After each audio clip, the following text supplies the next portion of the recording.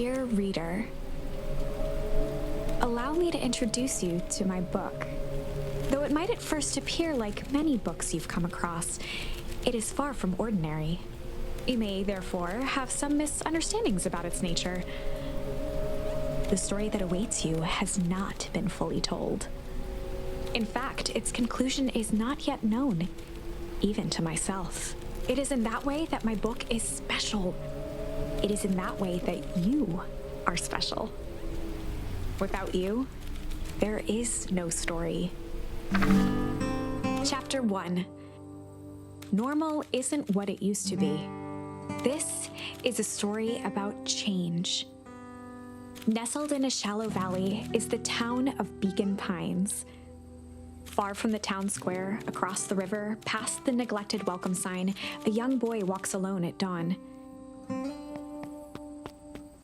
His name is Luca Van Horn, and like you, dear reader, he's here for a reason.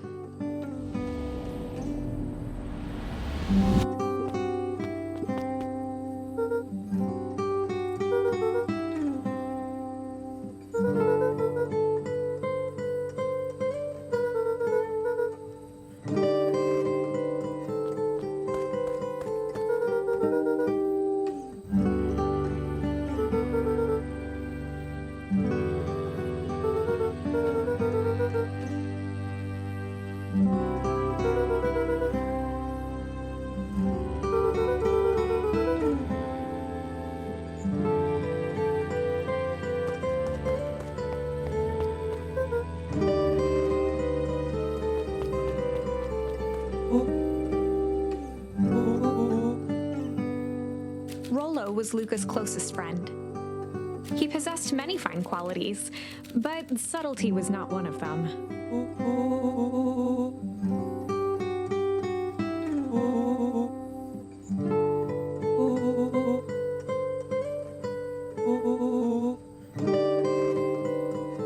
Rollo finally noticed the tears welling in his friend's eyes and the flowers on the grave.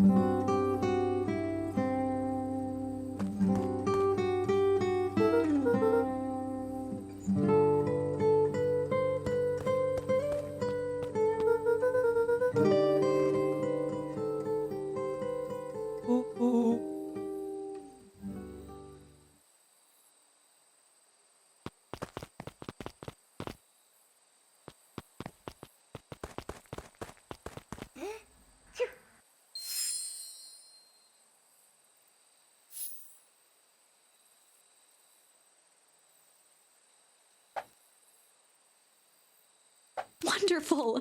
I had a good feeling about you from the moment you opened my book. That charm is a very special thing, very special indeed. Keep hold of it for now. Its purpose will reveal itself soon enough.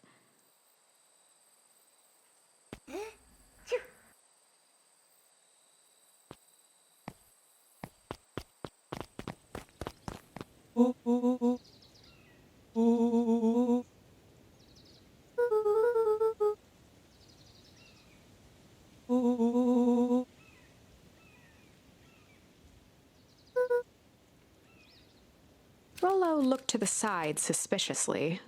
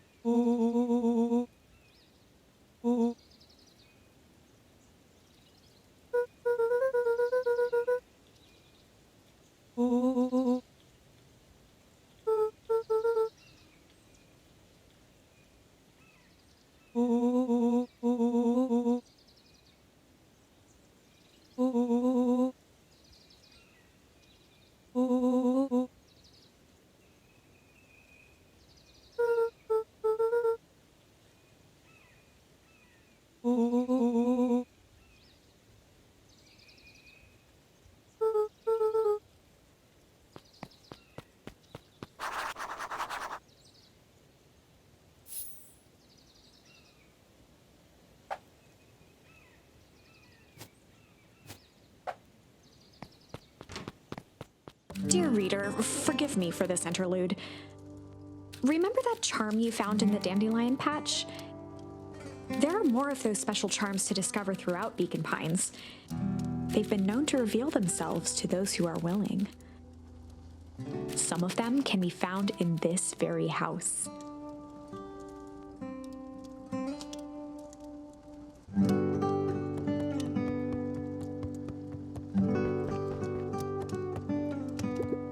Gran had already lit the fire. She kept a warm house, as if by grandmotherly obligation.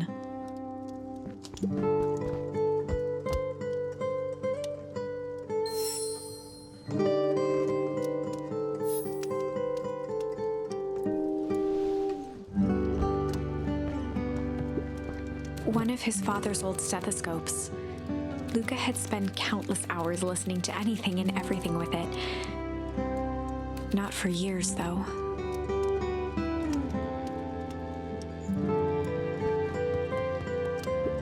Since Gran had moved in, the house was more peaceful, more orderly, and more covered in flowery fabric.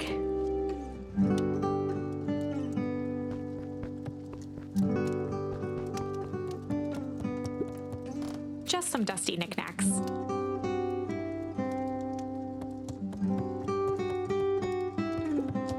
Luca paused at his parents' bedroom door. He just wasn't ready to go in yet. Gran had commandeered the upstairs closet when she moved in. Some things need shelter from a young boy's mischief, she said.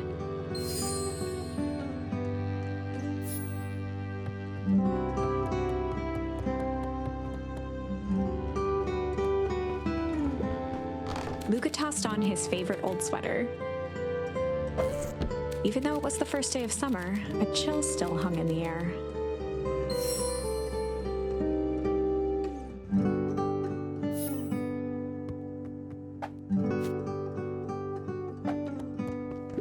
Gran's bed was undisturbed. Luca didn't mind that she had a habit of falling asleep in front of the fireplace. It meant that he could read late into the night.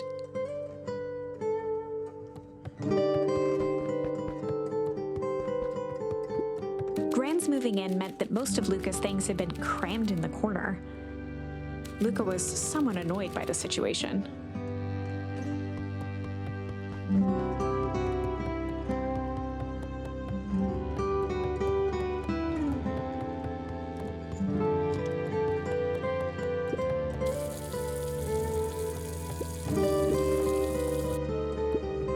A pair of dull scissors, a broken can opener, a mostly empty bottle of glue, and some loose string.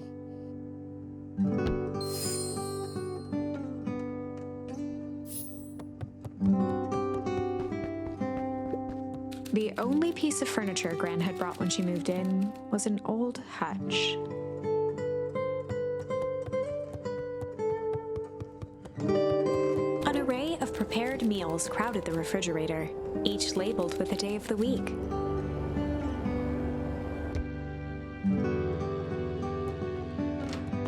Oh my, this is quite exciting. I am now certain that you are the one I've been waiting for all these years. You'll recall I was a bit coy regarding the use of charms earlier. Excuse me, I tend to have a flair for the dramatic. You are about to encounter your first turning point. There are certain times in this tale when everything hinges on a single word. Step forth, dear reader. A beginner's guide to gardening laid open on the bench.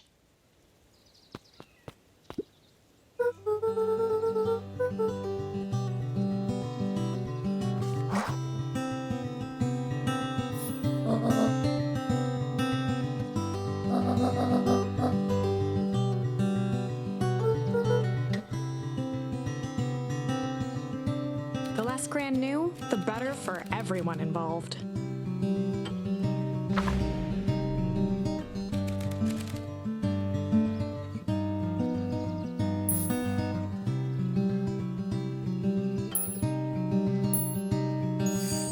We were just gonna go chill for the day.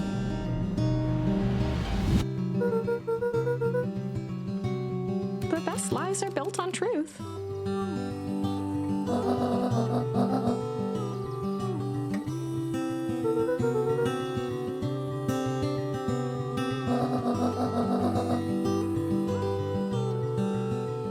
Easy. Impressive. You've managed to navigate your first turning point without too much of a mess. That is the power of charms. A single word can change everything. I think it's time to introduce you to the Chronicle.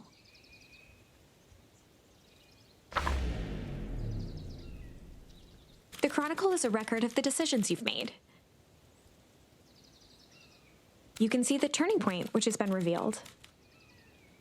At any time, you can use the Chronicle to go back and invoke different charms, creating new branches. Luckily for us, this is the one and only turning point where the charms won't dramatically alter fate. It's the perfect opportunity to experiment with rewriting things.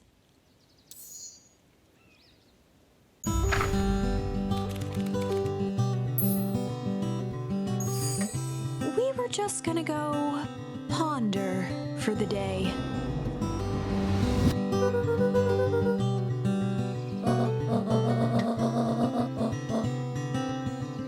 This was Luca's chance to sell his alibi.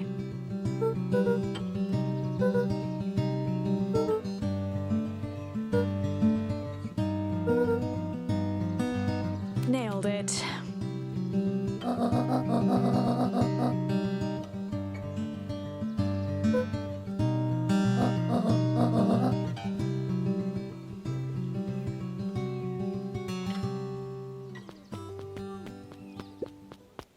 Young Luca would spend hours hiding in the bushes, waiting for a chance to jump out and startle his mother. She always enjoyed humoring him by feigning terror. A sturdy old wheelbarrow.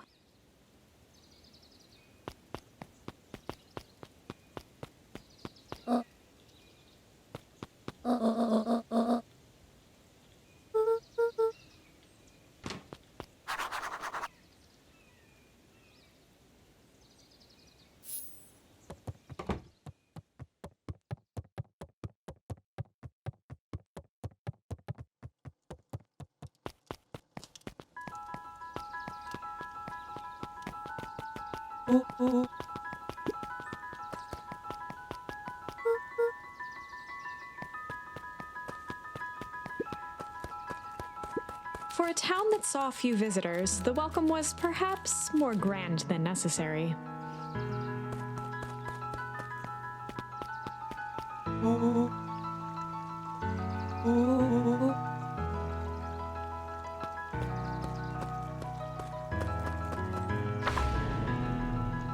Chapter 2. Welcome to Beacon Pines. For many years, this valley had been a small mining outpost. It wasn't until Sharper Valentine built his fertilizer company that Beacon Pines was established. Over the next 30 years, the town had grown and prospered, until the foul harvest and his sudden death. In the 6 years since, everyone was simply trying to get by.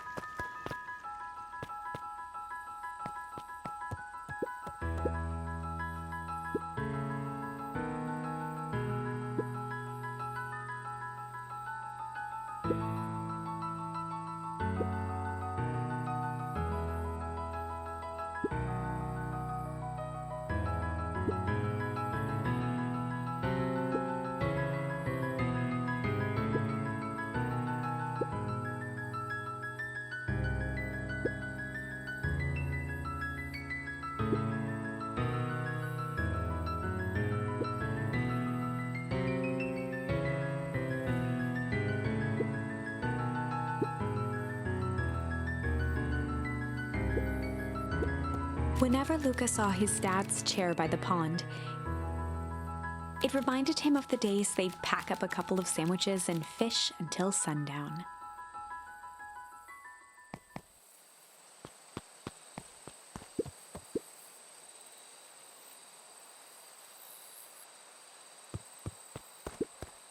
Luca opened the tackle box and picked the perfect bait.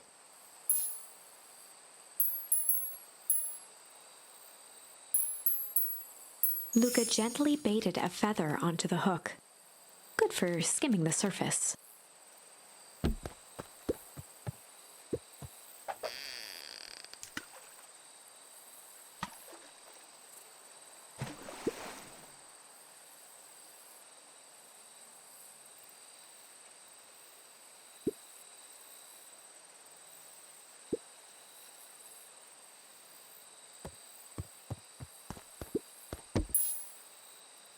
Luca gently baited a feather onto the hook.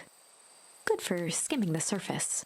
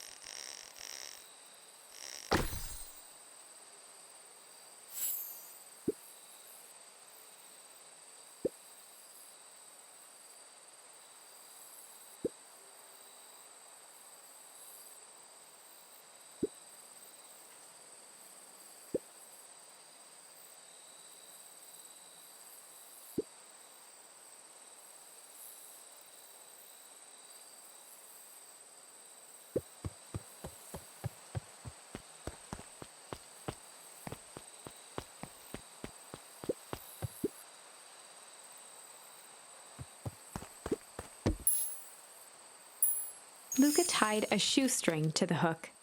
What fish could resist a nice shoestring?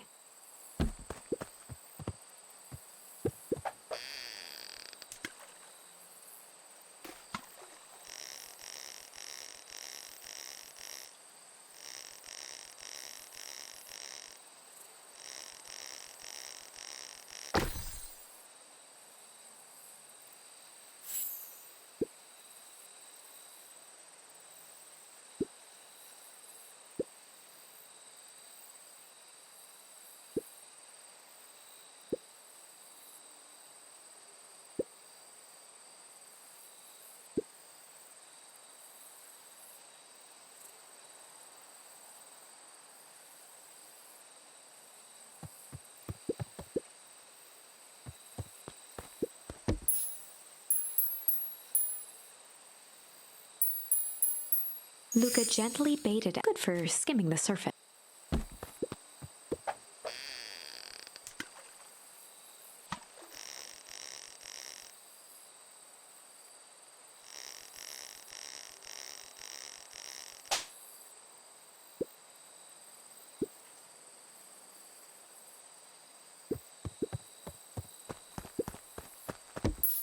Luca gently good for skimming.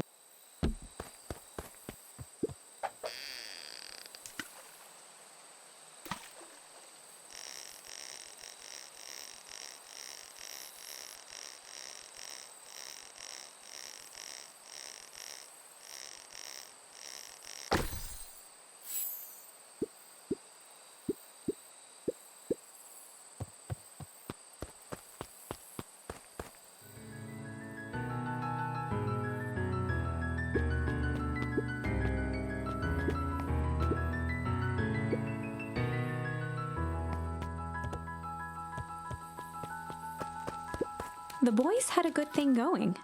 As long as they kept old Jeff happy, they had an endless source of precious materials to add to the treehouse.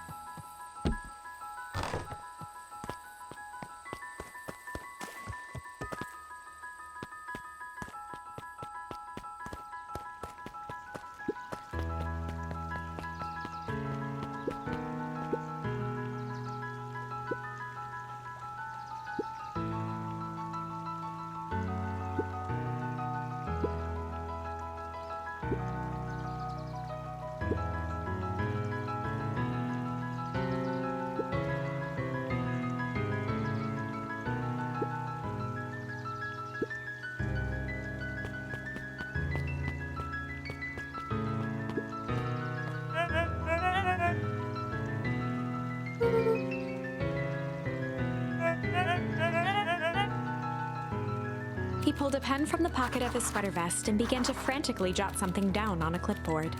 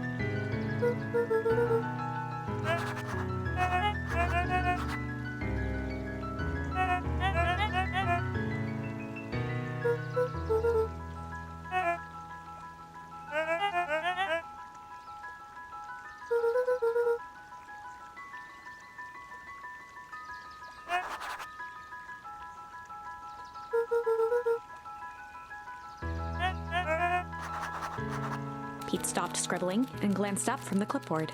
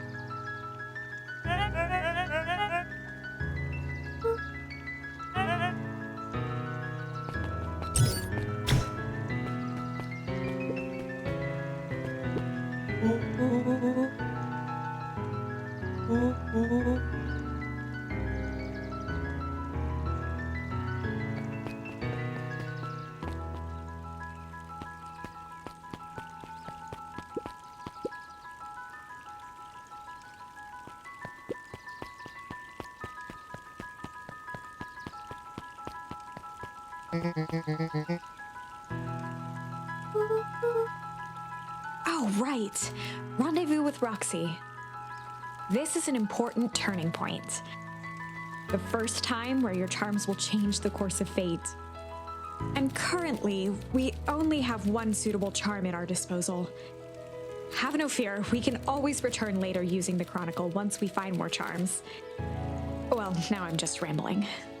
Where were we?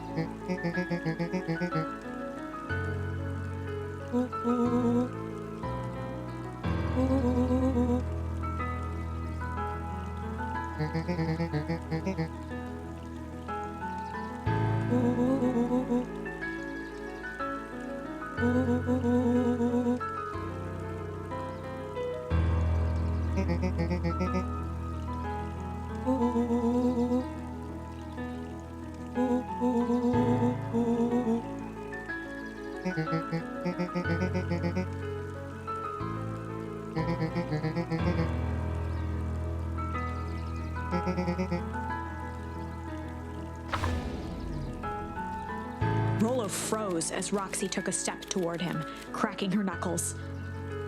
Luca knew he had one chance to save his friend from being dragged home.